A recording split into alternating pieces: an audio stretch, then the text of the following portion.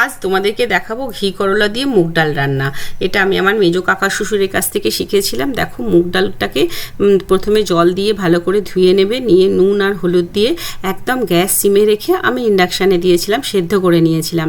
দিয়ে ঢাকা দিয়ে সেদ্ধ হতে হতে অন্যদিকে ঘি করলাগুলোকে গোল গোল চাকা চাকা করে কেটে নিয়ে নুন আর হলুদ দিয়ে একটু মেখে রেখে অল্প তেল দিয়ে ফ্রাই প্যানে ভালো করে ভাজা ভাজা করে নেবে।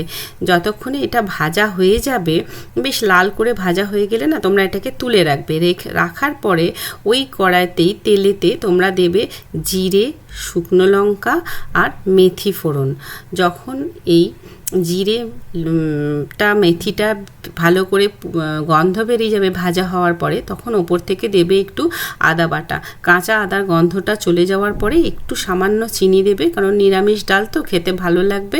তারপরে দিয়ে দেবে সেদ্ধ ডালটা। সেদ্ধ ডালটা যখন খুব ভালো করে ফুটে যাবে, একদম দেখবে ডালগুলো ভেঙে ভেঙে গেছে, তখন গিয়ে ওপর থেকে ঘি করলাটা দিয়ে নামিয়ে নিও। আমাকে জানিও তোমাদের এই নিরামিষ ডালটা কেমন লাগলো। তোমরা যদি যখন রাঁধবে তখন আমাকে কমেন্টস করতে কিন্তু ভুলো না।